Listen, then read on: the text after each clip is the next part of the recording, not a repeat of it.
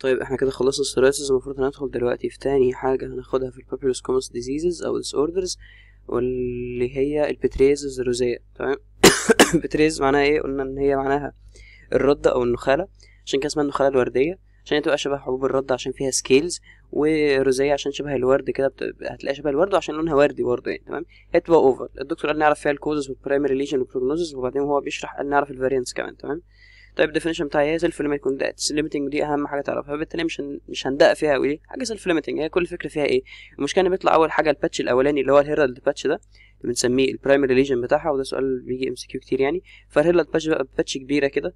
تمام. وبعد كده بتبدا تنتشر بعدها بيوم لاسبوع على شكل حاجات صغيره كده. فالعيان لو جالك في اول يوم يشتكي من دي، لازم تعرفه انه الموضوع هينتشر بعدها، عشان ما ايه، ما يسوقش يروح دكتور تاني او يقول عليك ان انت مش فاهم حاجه، وان انت مثلا الدواء اللي انت اديته له هو اللي سبب الموضوع ده.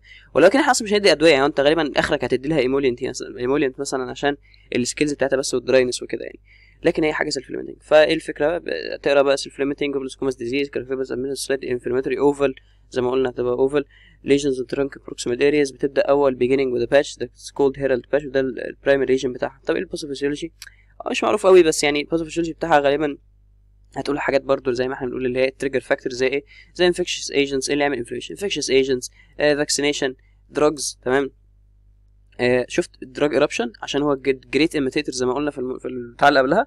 ففي حاجه اسمها بتريزي فورم دراج ايربشن، فاهم؟ فهو بيقلد ايه؟ في حاجه في سورايسيس لايك دراج ايربشن، في ليكينويد دراج، وهكذا، فاهم؟ فهو بيقلد كل حاجه زي مين؟ زي السيفلس. عشان كده كان السكندري سيفلس في الديفرنشال دايجنوز بتاع السورايسيس، وغالبا معظم الحاجات بتاعت ايه؟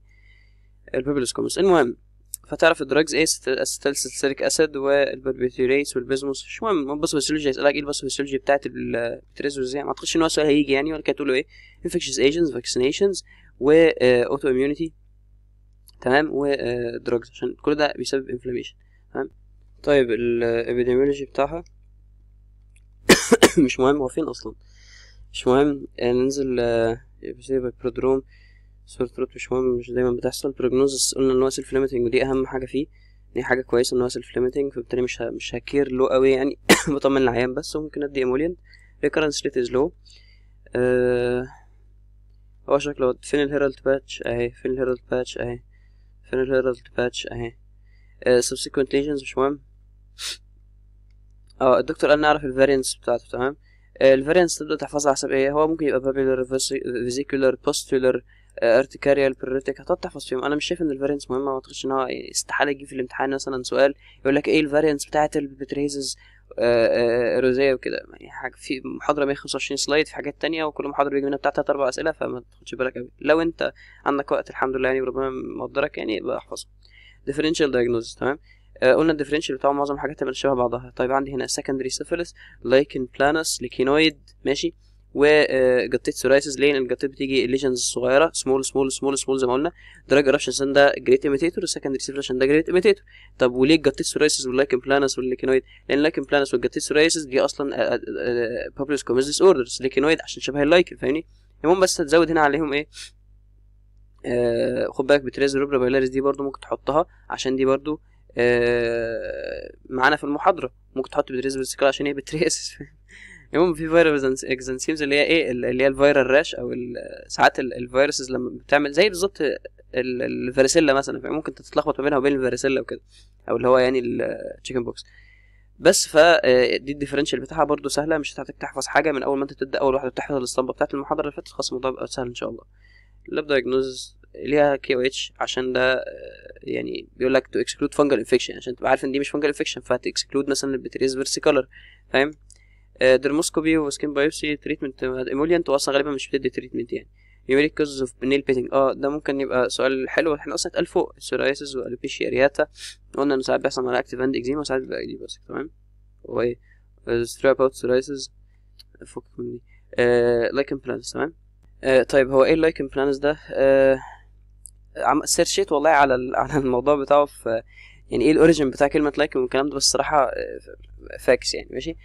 خليك بس عارف يعني ايه لايكن. هو عباره عن ديزيز معين زيه زي السورايسيس مثلا، فاهم؟ ما تفكرش ان ده اناتومي لليجن مثلا، ده مش برايمري ليجن، ده مش سكندري ليجن، لا، هو اللايكن ذات اللايكن بلانس، هو اللايكن ده عيله اكتر واحد مشهور فيهم اللايكن بلانس. تمام.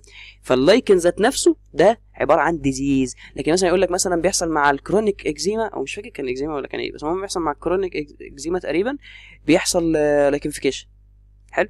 هل اللايكنفيكيشن ده لايكن بلانس؟ لا، ده مش لايكن بلانس. اللايكنفيكيشن ده ان الحاجه بتتحول ان شكلها يبقى شبه اللايكن. تمام. فخد بالك من النقطه دي. ده على فكره تبقى سيستميك ستيرويد از ون اوف اتس تريتمنت اوبشن، عشان احنا قلنا مفيش سيستميك ستيرويد في السورايسيس. ليه؟ عشان احنا مش عايزين الارثروديرمال سوراتيك والارثروديرما، ولا لا الارثروديرمال سورايسيس، مش مهم. المهم ان انت فاهم قصدي. ديفينيشن لايكن بلانس سيل ميديتد ريسبونس، يبقى انا عرفت ان هو سيل ميديتد، يبقى لما اجي اعالجه هرجع لك الاميونيتي. صح. of unknown origin برضه انا برضه مش عارف، معظم الحاجات هنا unknown origin. pathophysiology is a cell mediated immune response and association is noted between lichen planus and hepatitis C virus infection. الدكتور قال عادي يعني، اظن نقطه حلوه للام سي كيو، مع ان هو مش دايما associated مع الهيباتيتس سي يعني. تمام. طيب الكلينيكال فيتشرز بتاعته most cases of lichen planus are insidious، يعني ممكن تقول ان الديفلوبمنت بتاع الديزيز بيبدا من مايلد للمودريت تو سيفير وكومبليكيشن وهكذا، فاهم؟ فهو ماشي بالراحه كده من المايلد للسيفير. تمام. pruritus is common in lichen planus but varies in severity depending on the type of lesion. بيبقى في pruritus common في الموضوع ده، بس يعني على حسب الليجن. لو ليجن كبير وفي مكان معين مثلا في سويتنج وكده، فغالبا بيبقى pruritus اعلى، زي ما احنا عارفين في معظم الحاجات اللي خدناها قبل كده، زي في السورايسيس مثلا. oral lesions may be asymptomatic or have burning sensation or painful، ان هي تبقى painful يعني. ليه؟ عشان هي في الميوكس ممبرينز، وغالبا الميوكس ممبرينز طول الوقت معرضه لان انت تحرك لسانك عليها، الميوكس ممبرينز في بقك يعني، اسنانك تيجي عليها، اسيديتي شويه مثلا تيجي عليها مثلا من السtomach او كده، فغالبا بتبقى بينفول لان طول الوقت عماله بتدوب يعني. سايتس سكين ميوكس ممبرين جينيتاليا ونيلز وسكالب، هتفهم اكتر في اللي هيجي بعد كده، وهي الكلينيكال بيكتشر. ليه هنا الكلينيكال بيكتشر مهمه؟ لان الديزيز هنا ديزيز مهم، مش ديزيز سيلف ليميتنج مش ديزيز سيلف ليميتنج زي اللي قبله مثلا، مش ديزيز بيروح لوحده، لا ما هو سيلف ليميتنج بيروح لوحده. المهم يعني ان هنحفظ هنا الكلينيكال بيكتشر وهتريليت للي احنا هناخده بعد كده. ايه هي الكلينيكال بيكتشر؟ ان هو بيريتيك بيربل بلانر بابيولز بلاكس بوليجونال بليومورفيك وبوست انفلاماتوري هايبر بيجمنتيشن ممكن يحصل معاك. كل الحاجات دي انت تشوفها فيه اصلا، يعني انت هتشوفها لما تيجي تبص كده. انا شايف ايه؟ انا شايف لونه قلب على البنفسجي شويه فهو بيربل، الراجل هيجي لك بيهرش يبقى هو بيريتيك. التوب بتاعه مش عامل كده، لا فهو فلات توب شويه ماشي، فهتعرف ان هو بلانر. تمام. بابيولز ممكن يجي على شكل بابيولز، ممكن يجي على شكل بلاكس، ممكن يجي بوليجونال يعني ايه؟ يعني هو يعني له كذا ضلع. تمام. وبوليجونال غير بليومورفيك يعني ممكن مثلا الاقي ده اهو كل ده بوليجونال ولكن هما بليومورفيك. لكن ممكن يبقى مثلا 4 مربعات مثلا، ده مش بليومورفيك، ده هوموجينس. تمام. فممكن يبقى بليومورفيك وبيحصل معاه بوست انفلاماتوري هايبر بيجمنتيشن، ان هو بينفولف جزء شويه كبير من الابيدرمس يعني. طيب ايه اللي جه في الامتحان السنه اللي فاتت او الحاجات المهمه؟ كولد ويكهام سترايا. ايه ويكهام سترايا دي؟ هو ايه الفكره في اللايكنفيكيشن؟ الفكره في اللايكنفيكيشن ان بيحصل معاه حاجه اسمها ماركت سكين ابيرنس، ان السكين بيبقى له ماركيشنز كده انت بتشوفها، والماركيشنز دي لما انت بيحصل سكيلز عليها، السكيلز بتغطس فيها. يعني انا عايزك تتخيل معايا ان السكين مثلا مش السكين بتاعنا العادي، لو جيت اصلا تقرب عينك منه هتحس ان هو في سترايا كده، حاجات عامله ماسكه في بعضها، يحسك ان دي تيشو كده. الفكره ان لما بيحصل لايكنفيكيشن وبيحصل ثيكنس شويه في السكين، والحتت دي بتبقى ديماركيتد، المناطق الجروفز دي بتزيد اكتر، يبقى في جروفز اكتر. تمام. والجروفز دي لما يحصل سكيلز او لما يحصل دراينس يتجمع فيها السكيلز فيعمل لك شكل الخطوط البيضاء دي. تمام. شكل الخطوط البيضاء دي، الخطوط البيضاء دي بقى بنسميها ايه؟ كولد ويكهام ستراي. لما تشوفها تعرف ان ده ايه؟ لايكن. تمام. لايكن بلانس. طيب عندي كذا نوع من اللايكن بلانس. اول حاجه الكلاسيك لايكن بلانس، فكك من دي عشان تحسها التريتد شويه، خلينا في دي. ده الكلاسيك لايكن بلانس اللي انت بتشوفه. تمام. انت طبعا مش هتعرف تشخصه يعني، ولكن تحفظ الصوره عشان الملاجات في الامتحان. طيب ده كلاسيك لايكن بلانس اهو. تمام. طيب ده كلاسيك لايكن بلانس برضو، ده كلاسيك لايكن بلانس. قلنا ان هو بيومورفيك وبيربل وكل حاجه انت شايفها في الصوره اهي، صح؟ طيب لما بيجي في الميوكس ممبرينز بيبقى بتشوفه اصلا. اكتر حاجه هتشوفها دي لو انت شفته، يعني اكتر حاجه هتشوفها دي ان بيبقى فيه وايت لاينز كده، ماركيشنز هتشوفها في الميوكس ممبرينز، وممكن تيجي على اللسان، والبتاعات دي لما بتيجي تهيل بتفرقع شويه كده، بتعمل شويه ألسريشن، عشان كده بيبقى بيوجع، وعشان كده بنسميه ساعات ايروسيف. تمام. مش كتير قوي بيجي على الشفه الصراحه، ولكن هو غالبا بيجي هنا، بيعمل حاجه اسمها هنا ايه لو انتوا عارفين دي؟ لوكوبليكيا. عشان كده لما تلاقي في الكومبليكيشنز بتاعته ممكن تلاقي ان هو ممكن يعمل كارسينوما تحته. تمام. عشان احنا قلنا اللوكوبليكيا قبل كده ان هي بريكانسرس. تمام.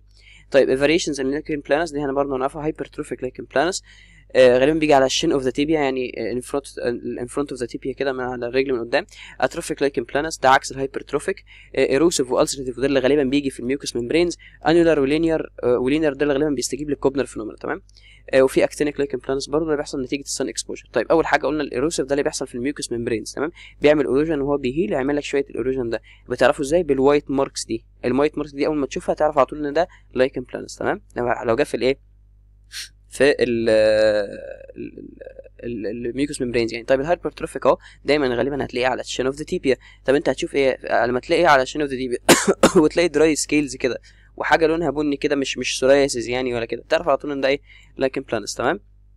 طيب الاتروفيك لايكن بلانس هتلاقيه بدل ما هو حاجه طالعه من الجلد حاجه داخله لجوه كده في الجلد، تمام. ولما حاجه تدخل للجلد، لما الابيديرمس تروح شويه هيبين لك لون اللي تحته، فيبين لك لون الايه، الديرمس اللي تحته. لما البند لون الديرمس اللي تحته يبين لك البلاد فيسلز اللي فيها، فيبقى لونه احمر اكتر من انه بني زي ده مثلا. فتعرف منين ان ده اتروفيك؟ ان هو كده كده الدكتور قال مش هجيب الصور دي قوي يعني، ولكن انا بفهمك انه ايه، الابيديرمس طول ما هي تخينه شويه مش هتبين لك لون الديرمس اللي تحتها. اول ما تخس، اول ما يحصل لها اتروفي، هتلاقي الديرمس تحتها تبان، فيبان لونها احمر كده، تمام.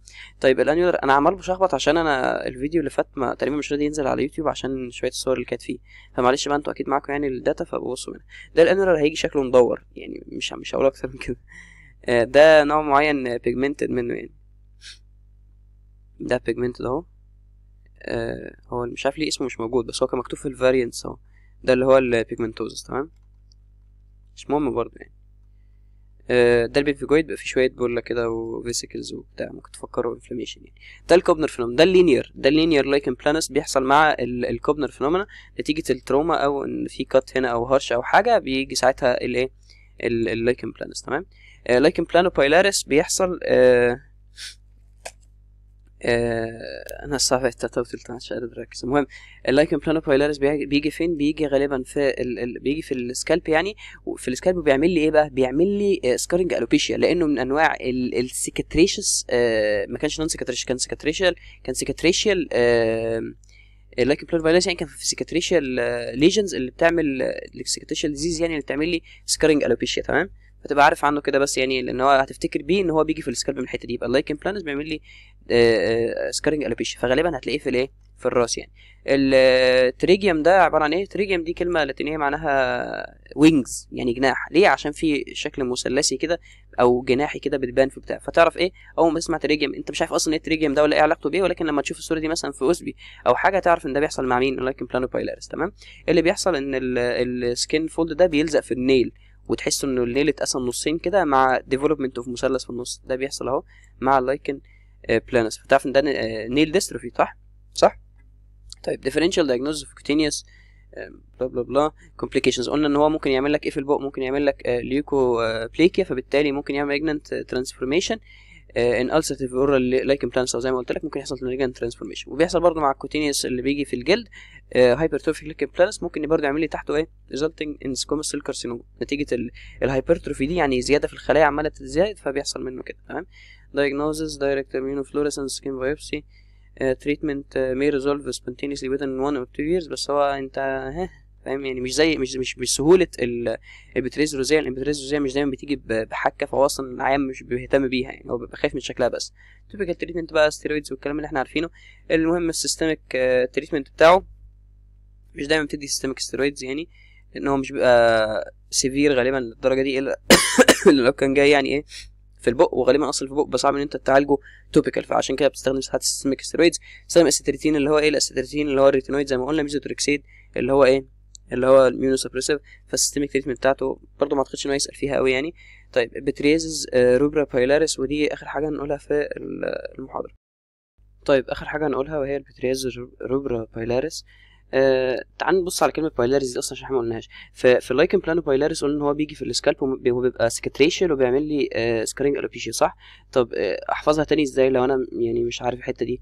كلمه بايلاريس اصلا ليها علاقه يعني معناها شعر يعني، هي ريليتد، حاجه ريليتد للشعر، فعشان كده في اللايكن بلانو بايلاريس كانت بتيجي في السكالب. طب ليه هنا بتريز روبرا؟ معناها احنا هنيجي نشوف دلوقتي ان هي سكين ديزيز بيجي في سيستميك على السكين كله. ليه سميناها بايلاريس؟ اقول لك واحنا بنمشي. الدكتور عايز فيها اسماء وتريت، تمام. طيب definition بتريزبل از ان ايديوباثيك، ما اعرفش برضه سببها ايه. بابلوسكومس انفلاماتوري ديرماتوزز. اذا ريدر بلا بلا بلا. كلينيكال مانيفستيشنز مش مهم، المهم تعرف انواعها سهل قوي تحفظها. كلاسيكال ادلت يعني بتيجي بالكلاسيكال فورم بتاعها في الناس الادلت، وده الموست كومن تايب بتاعها. تمام.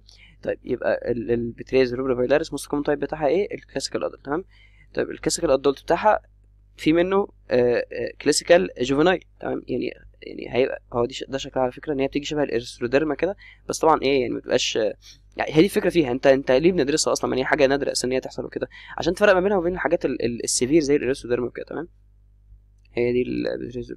فخلينا نبدا بالترتيب. اول حاجه عندك كلاسيكال ادلت، يعني جاي ادلت بالسيمتومز العاديه. طب لو جت بسيمتومز مختلفه، لو جت باتيبيكال سيمتومز او ايتيبيكال سيمتومز، اسميه ساعتها ايتيبيكال ادلت. تمام. طب لو جت للناس الاطفال اسميها كلاسيكال جوفينايل، لان هي جايه بالسيمتومز الطبيعيه بتاعتها. طب لو جت بسيمتومز غريبه عن الطبيعي اسميها ساعتها ايتيبيكال جوفينايل. طب لو جت سيركمسكرايبد يعني ديماركيتد كده في اريا معينه وما كانتش سيستميك قوي، اسميها ايه؟ سيركمسكرايبد جوفينايل. فاهمني؟ طب لو جت مع اتش اي في اسميها اتش اي في اسوشيت. فانت عندك كلاسيكال ادلت وايه واتيبيكال ادلت، عندك كلاسيكال جوفينايل واتيبيكال جوفينايل، عندك سيركمسكرايبد جوفينايل، وعندك اتش اي في اسوشيتد. هم 6 هتحفظهم عادي جدا. طب الاتش اي في بيقلل المناعه قوي، صح؟ لما يقلل المناعه قوي بتاعه الانسان ساعات بيحصل معاها ارثروديرما. هتقول لي ازاي؟ المفروض الارثروديرما اصلا انكريز انفلاميشن مش عارف ايه وكده. ما اعرفش صراحه. ومش يعني والله ممكن واحد يسيرش وكده، بس يعني هي مش مهم الدكتور ما قالش عليها اصلا، بس انا بقول لك يعني عشان هي صراحه الحاجات دي بتبان كده كان ممكن تكون موضوع سؤال وما خدناش بالها منها وكده يعني. تمام. فيعني هو بتريز الرول كلها اصلا مش مهمه يعني انك تعرفها قوي، فانت تحفظ الاسماء بتاعتها. وهنشوف في التريتمنت الدكتور قال عليها بس انك تعرف توبيكال التريتمنت بتاعها كورتيكوستيرويدز وريتينويدز وكالسينيولين انهبيتورز وكراتوليتكس عشان السكيلز، وكورتيكوستيرويدز وفيديو مولينت عادي لو كتبته صح، فوتوسيربي بالبوفا والنارو باند دي في بي فاهم؟ كل الحاجات دي برضو نفس الاسطمبه بالظبط. كل البابيلوس كومس ديز نفس الحاجه، ما عدا تاخد بالك ان مفيش سيستميك كورتيكوستيرويد في السورايسيس. فين؟ what is the dose of systemic steroids؟ قلنا مفيش systemic steroids في اسمه ايه؟ في السورايسيس. تمام. السورايسيس الكوبنر فينومينا موجوده في ايه؟ موجوده في السورايسيس، موجوده في الفيتيليجو، موجوده في الفيرال وورتس، وموجوده من المنسكم، مش موجوده في البتريس الروزيه. عشان البتريس الروزيه زي ما قلنا البرايمري ريجن بتاعها الهيرالد باتش، واول ما يحصل الهيرالد باتش ساعتها ايه؟ بتبدا بقى السكندري باتشز توصل، ولكن مفيش فيه كوبنر. ما قلناش ان ممكن التروما تعمل حاجه، ده غير اصلا ان مفيهوش ريكارنس اصلا. فاهمني؟ لكن كل الحاجات التانية لا ممكن نتكلم فيها في موضوع الايه؟ الكوبنر. ممكن ما خدناش قوي في نسخه كونتاجيوزا، مش عارف هي مكتوبه اصلا احنا في المحاضره السلايد دي، ممكن يكون نسيت، بس هي الاجابه ان بتريز روزيه هي اللي غلط. تمام. انا كنت هنسى اقول، احنا قلنا ليه اسمها بويلاريس بتريز روزيه بويلاريس وهي ما فيهاش شعر؟ عشان بيحصل معاها حاجه معينه كده في السكن، بتلاقي ان الهير فوليكلز بتبقى الهير فوليكلز بتبقى حواليها بتبقى على شكل بابيول كده، وفيها كيراتوزز ومش عارف ايه وكده كده، كلها بابلوسكوبس، فكلها فيها سكيلز وكده. فالهايبر كيراتوزز حوالين الفوليكلز بتاعه الشعر دي، سواء في مكان اصلا زي السكالب فيه شعر طبيعي، او في زي في الجسم مثلا في شعر من اللي هو لسه مش تيرمينال يعني.